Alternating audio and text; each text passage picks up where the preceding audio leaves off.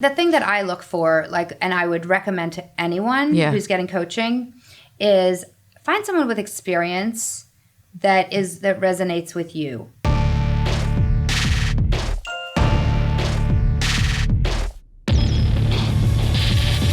At Passion Dallas Studios, we shine a light on entrepreneurs, innovators, and creators in our quest to amplify their impact. Get ready for the Passion Leaders Podcast. Hello, hello. Welcome, everyone. We are here today, Passion Dallas, our podcast that we are just starting. We're moving from video to video podcasting and doing both. And I am here today with an awesome person. Her name is Kim Zoller. She is with ID360, which I'm going to let her tell you all about. She is an unbelievable coach, but not only is she a coach, she is a pioneer of the coaching industry and was a coach before anybody even understood what a coach was.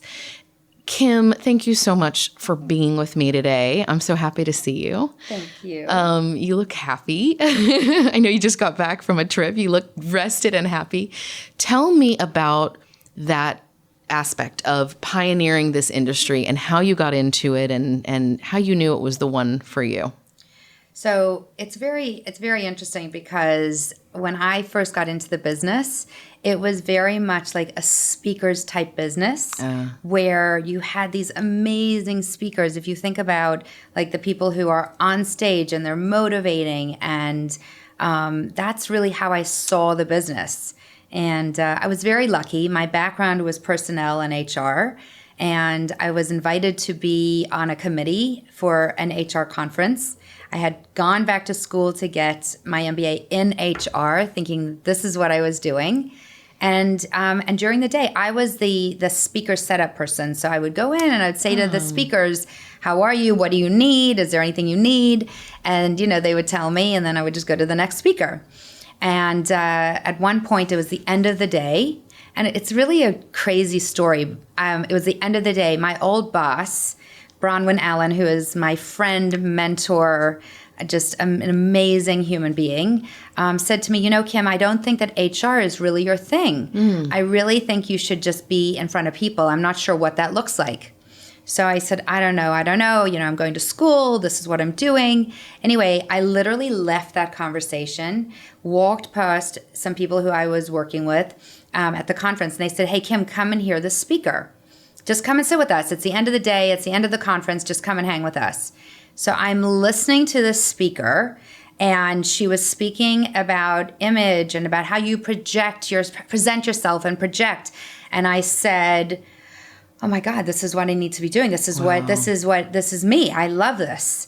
And I actually went up to her at the end and I said, and I cried. I was like, I want to be just like you. Oh. And she said, I was, all of 23 years old. And she said, why don't you call me in 3 months? I'm really busy. Ooh. And I said, okay. So I left that and I called Bronwyn. And I said, oh my gosh, I think I know what I want to do. I totally hear you now. It's the craziest thing. So I was telling her about it, and no less, I think, than 3 days later, she called me, or no more than 3 days. Wow. She called me and she's like, you cannot believe this. I met this amazing woman. Her name is Lynn Stewart. Do you remember Color Me Beautiful? Yeah. It was when you were a spring, winter. Yeah. So she worked for JCPenney. And she did this, and Bronwyn said, Lynn is a great person to mentor you. So I literally called Lynn. I met with her. I said, would you be my mentor? I was still going to school at the time. And she said to me, I have a deal for you. Do you want to go train a group of young female managers at JCPenney in Houston?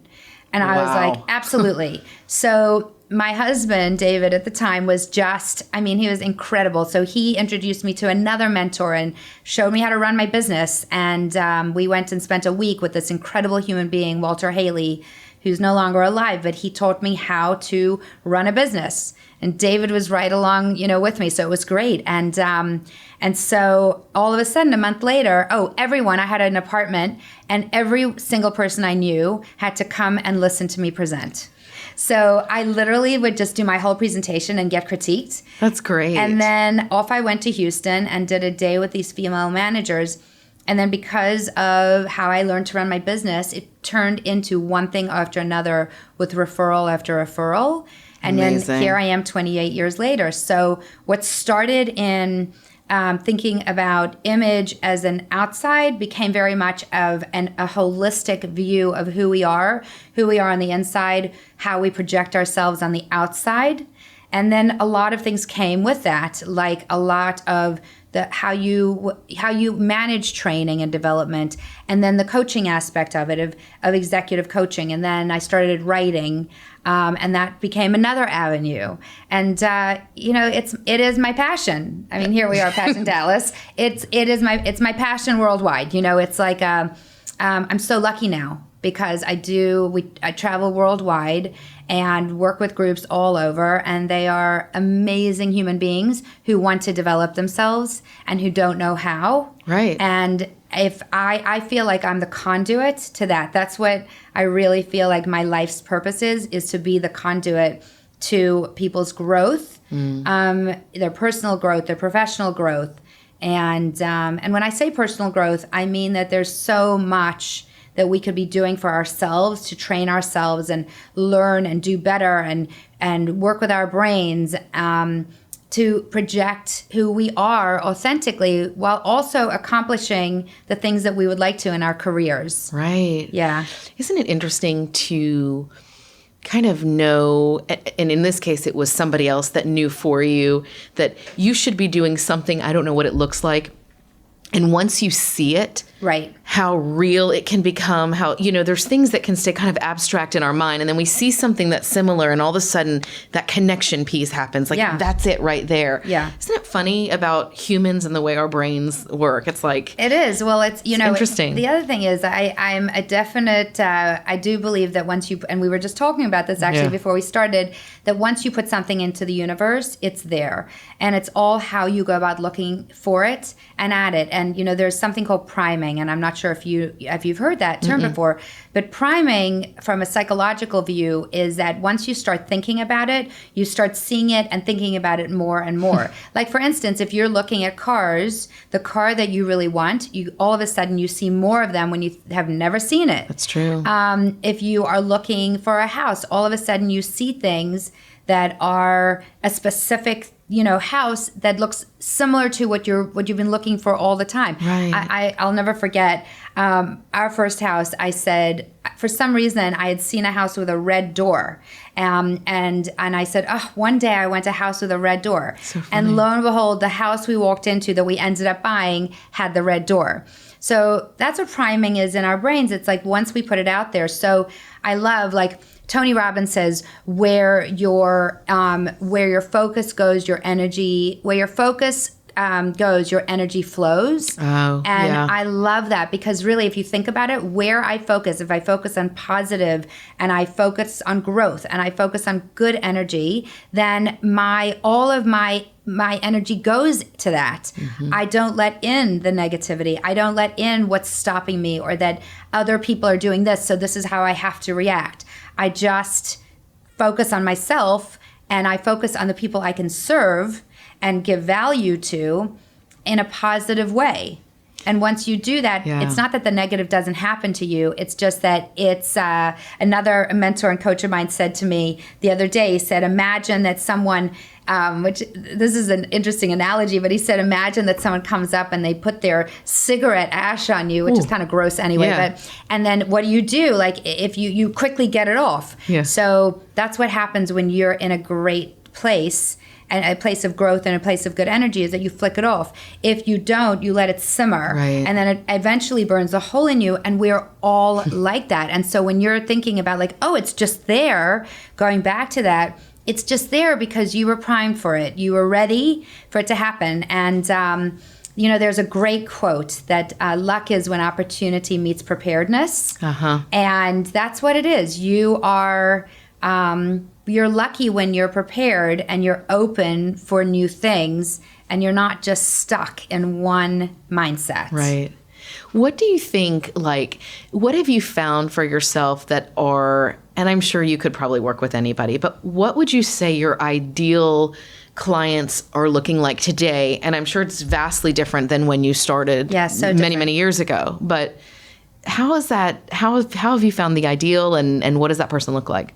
So it's very interesting. I think we have different ideals.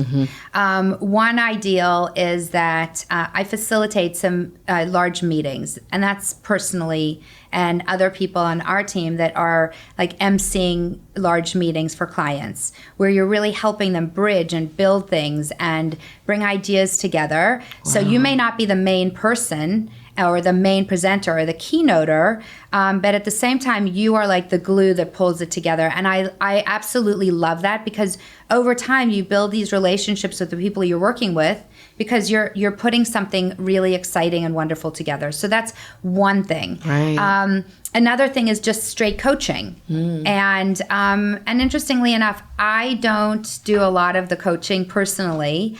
I have the most incredible team of collaborators I work with, and they are so good at coaching that I kind of like, that's their thing. And I do coach, but it's not the primary thing that I personally do.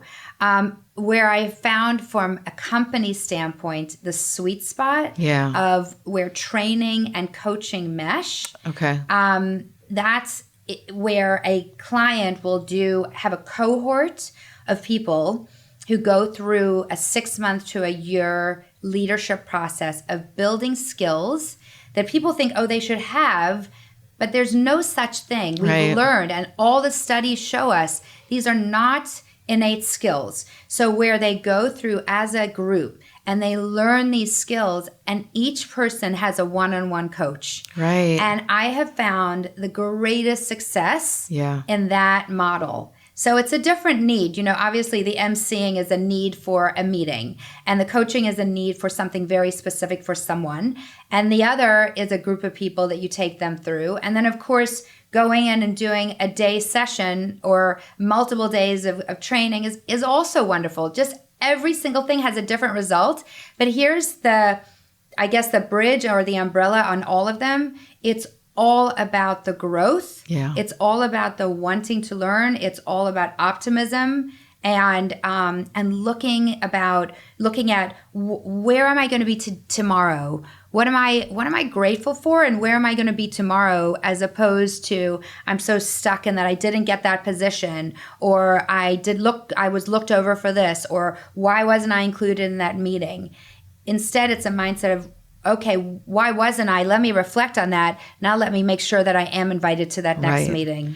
Do you find that, I would assume that naturally some people are more coachable, more open to personal growth than others. For sure. I would also assume that it would be frustrating, maybe is the word I would use, I don't know, to have to work with people that maybe don't see personal growth as an option for them. How do you bridge that gap? Because if you're going into a corporate world and, I'm sure there's different levels of people's desire to grow personally, have you found a way to nudge them towards the growth path? Yeah. So first of all, there are lots of different areas in coaching. Okay. And so there are life coaches. We don't do that. Okay.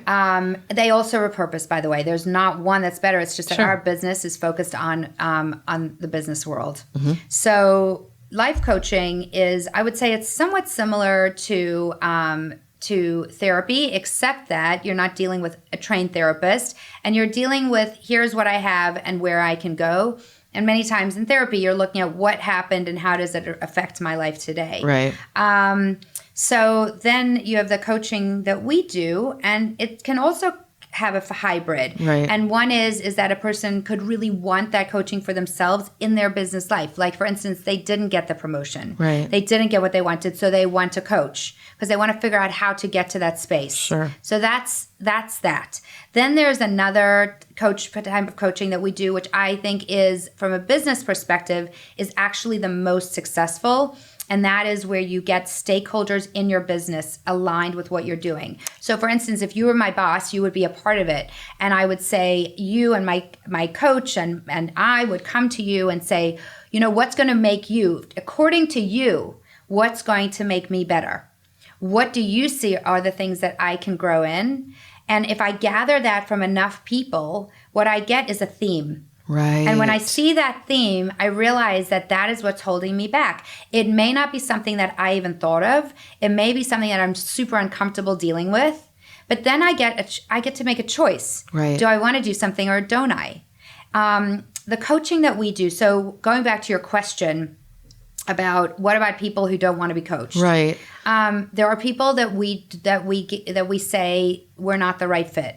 Yeah. It doesn't happen all the time, but it happens. Yeah. And basically, someone who is defensive, Right. and really cannot let you in, what they really need is a therapist. And because what's happening inside is that they won't open up. So there's something that's happened to them. There's a protective zone that truly they will not open up. Everyone That's has so potential. Interesting, though. Everyone has potential. Yeah. It's just their stuff Right. that some of them don't even know it exists, but you can be able to see because of their reactions. Right. Then you've got people who, and this is very, very common, at the beginning, they're like, why am I doing this? Or Right. especially if someone else hired, us for them. Why are we doing it? Tell me again. So it takes like a good 3 sessions or so to find footing with like, why am I doing this? And why is this beneficial? So the minute you can give them something they can do from a behavior standpoint, that they can actually go and do it and see a result from it, that's when things start to change. And that's our focus, it's behavior change. It isn't this, yes, we get into mindset and gratitude and what your body's doing. And from neuroscience, so much. Like, we work with someone who is an incredible neuropsychologist, and we do a ton of research. Wow. And we bring all that in because there's so much today on this. Even when I started, I was just going to ask. No, that was nothing. It was all frou-frou. It was like, and people still say, what are the soft skills? I love, there's a phrase that people are using, human skills. Like, they are necessary human skills. Yeah. And now they're doing so many studies that 85% of our success is due to our interpersonal skills. 15% is due to how intelligent we are, our IQ. Daniel Goleman did a study. 20% of my success is due to my IQ. 80% due to my EQ, my emotional quotient. Yep. So there's so much around like what you can get from a coach that if you're not open, you won't learn. And we deal with that. And it is frustrating, especially when you can see potential. Mm-hmm. And then there are the people who you just know it's going to take a little while. And then there are the people who are like, give it to me now. And they're ready to go, and they do it, and they show up, and they get where they want to go. And it's faster. Quicker. The thing about involving the stakeholders is that unless people are aware of what you're trying to do, they've got their own stuff on their plate. They're not looking at you. Right. So if you know as my boss that I'm really working hard to do the things that are going to be more effective in, for you, basically, for me, but for you, then you're going to be my proponent. You're going to be my advocate. And so where I'm trying to go is really helped by other people, which really is what this is about too, because we do not live in a silo. Mm-hmm. We're surrounded by people that can help us and hurt us. And, our goal is to build relationships, because that really is what life is about, right? Well, and I think it takes a long time to get to to understand really how important that is. 100%. Namely, and this has been a big soapbox I've been on, the relationship with yourself. Of course. Which is the life, so that's why I said that. It's You've got to be at an open place. Yeah. And it's interesting. The therapy thing really got me, because I was like, that would make a lot of sense. They're defensive. And so you almost have to get that defenses down by That makes a lot of sense. You I do. love that. I mean, and some people you can get through it. Some people you can tell, you're really defensive and they will say, oh my gosh, I had no idea. Thank you. You're the first person really to bring it up. And other people are like, you think I'm defensive? Oh. So that's the kind of person I'm talking about. The person that they cannot hear you and they're not open to hearing you. They're not open to any type of feedback. They're not open to, Marshall Goldsmith coined the term feedback and feed forward. They're not open to the feedback and they're not open to what to do with it. Yikes. How has the industry changed in all the time that you've been in? Because it's got to be so different now. And where do you see it going in the future? Yeah, it's so different. So it's so interesting because when I started, there weren't like these big coaching certifications where everyone offered a coaching certification and people are like, are you certified? Are you certified? That was non-existent. And I was invited, I remember being invited to be on a panel at one of my clients where he had like 6 coaches. And he said, Kim, will you sit on the panel and talk about how you coach? And our goal is to let our company and the people who are interested in coaching know, number 1, what coaching is about. And number 2, see if there's someone that they connect with. Mm-hmm. So I was really surprised. It was the first time, this is many years ago. And I guess, when the certification started really becoming popular, but I really was not, that was not a big thing in my life. So we had been in business a long time already. And we coach on behavior and stakeholders and what's going on.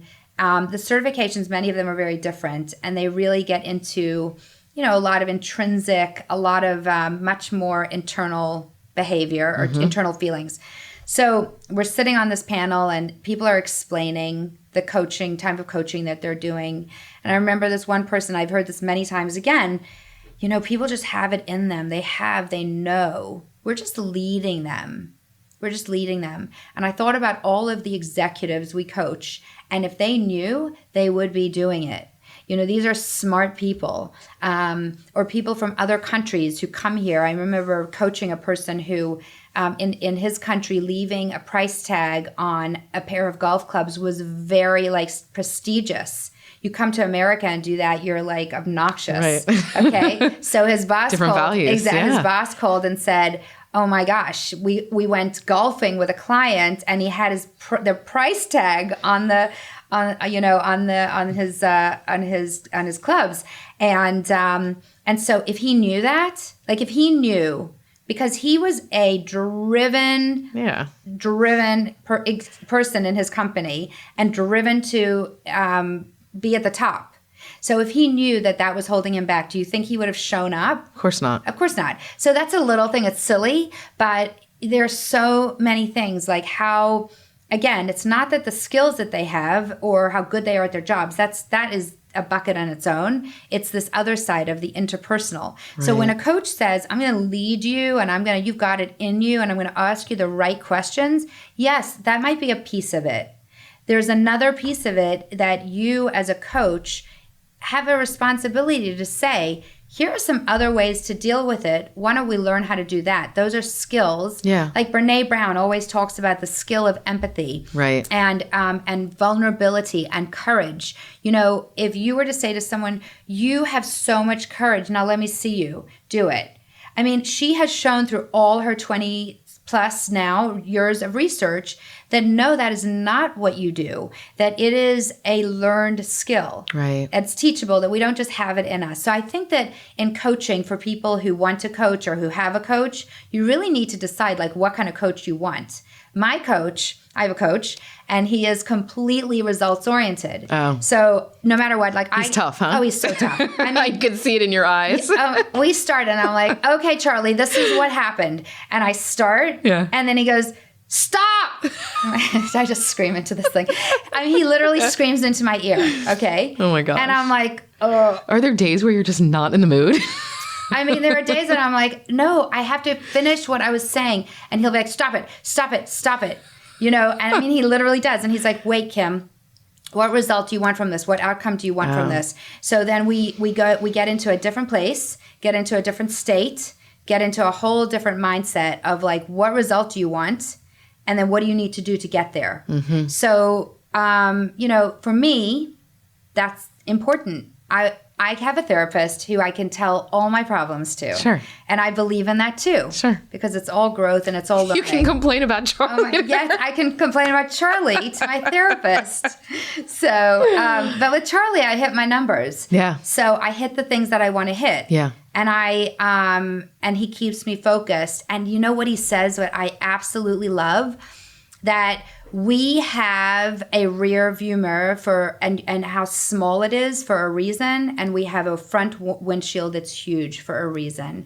So when you look in your I love that. It's amazing, actually. It is, right? You look in your rear view mirror, it's small, and you can see it in the distance. And the further you get away from it, you're away from it. So why are you hanging on?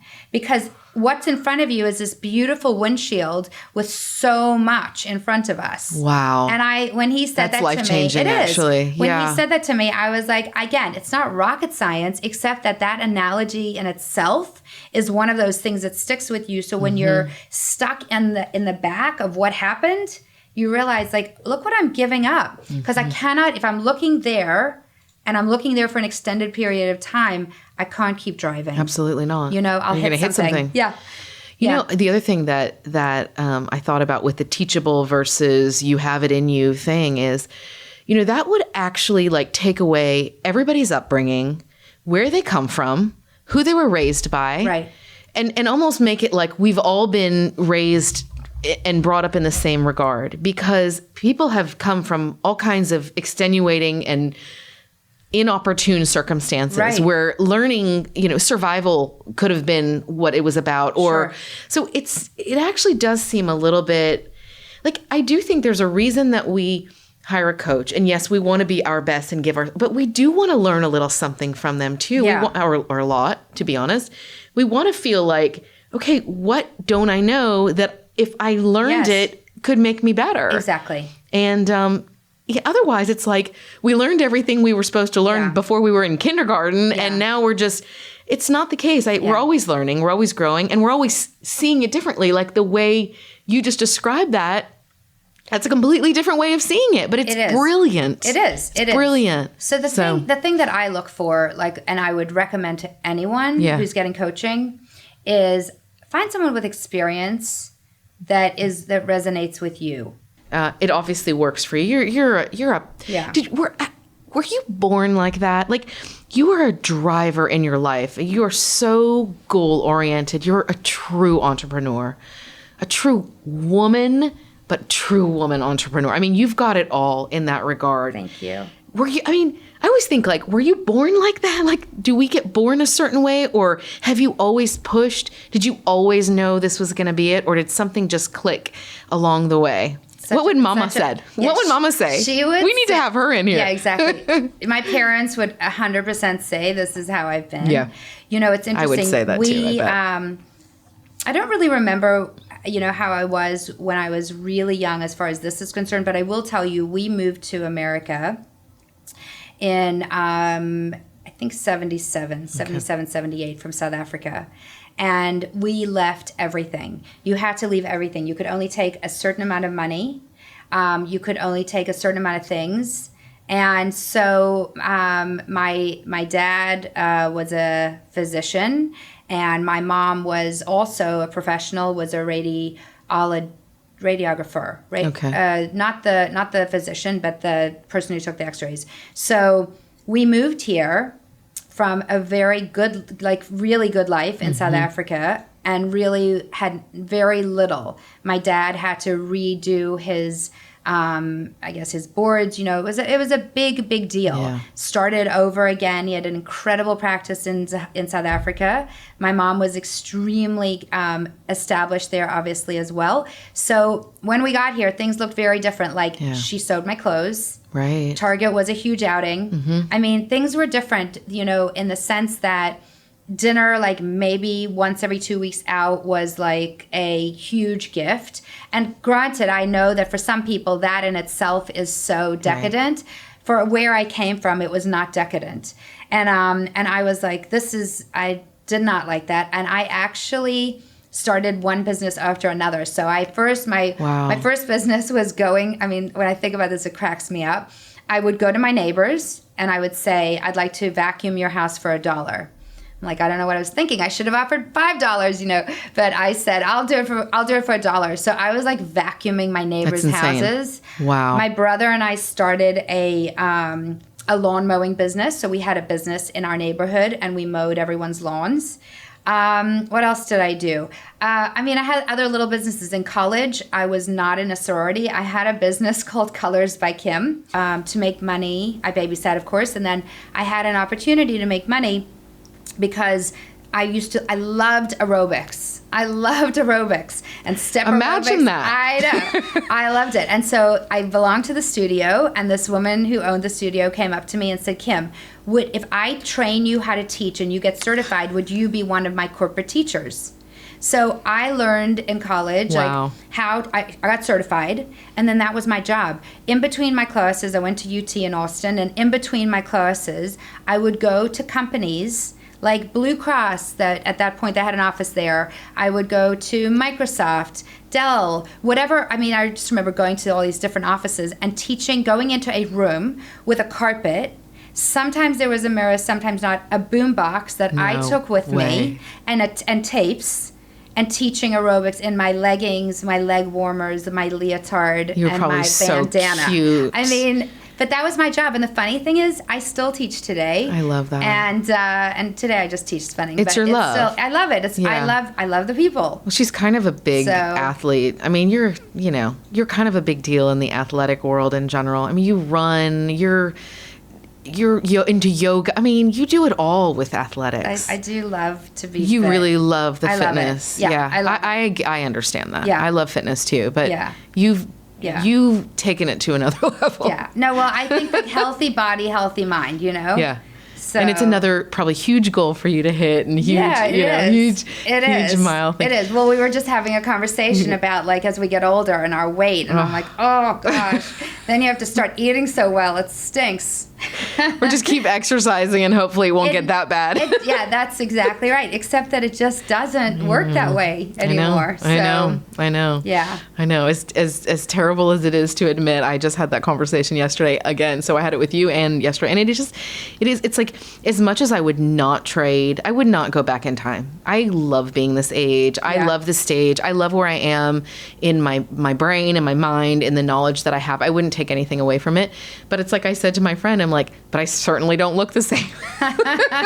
Like, I don't even look like the same person. Like, that's true. Would I go back? No, but I definitely know that I don't look the same. You just recently did a course, like an online course. Will you tell us about that and maybe how we can connect to it and buy it and what it's about? It's a great course. So my partner, one of my writing partners, Carrie Preston, and that's a story in itself because it's all about relationships, and she was my client at Calvin Klein and Calvin Klein Cosmetics many, many years ago, like 22 years ago. And so she left Calvin Klein, and we had such a good relationship that she actually opened an office, an ID360. We were Image Dynamics then, but an ID360 office in New York, New Jersey. And we were partners, and then recently she branched out into her own coaching and training company, and yet we are still such good friends and collaborate on our writing and many, many projects. And so our last book, called Enhancing Your Executive Edge, How to Build the Skills to Lead and Succeed, we turned into an online course. We started getting so many requests for it, and universities wanted it, and so we turned it into this course, and it's really good.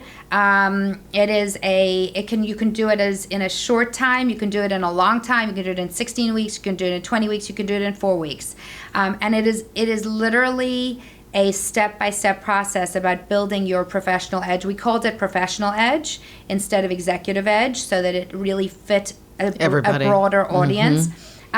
We had a huge pilot, and we had people from their 20s into their 50s do it, and the results were really great. And so now what we have is the University of Texas at Dallas is now giving it to all of their MBA students, past and present, and future, as part of like That's something that they get. amazing. And we have many clients who are buying 50, 100, 1,000 seats for their people, so that it's just something that they can do. Is it as good as face-to-face and training? I don't think so.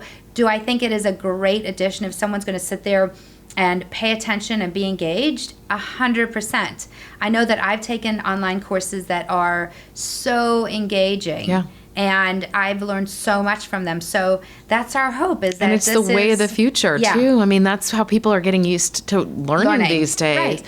What's nice about it for you guys, too, is you can reach a much broader audience. You can, and in different countries, for that matter. Exactly. Yeah. So how can people find that if they wanted to hop on and take a look at it? Yeah, so you can actually, if you go to our website, which is id360inc.com, it will take you to, it'll have a whole page on Professional Edge, and it'll take you there. And on our site, you can even do an Executive Edge quiz, so that's really good. Lots of resources. We're actually doing, we have so much content, and so we're working with someone to really just put it out there so that it's of value for people. And that's our big goal, especially this year. We're a little late. We're a little late to the party, but we're in the party. We're jumping in. I don't think you're late. I think that, look, our generation needs a break because, we're a part of this whole techie thing, but we missed it.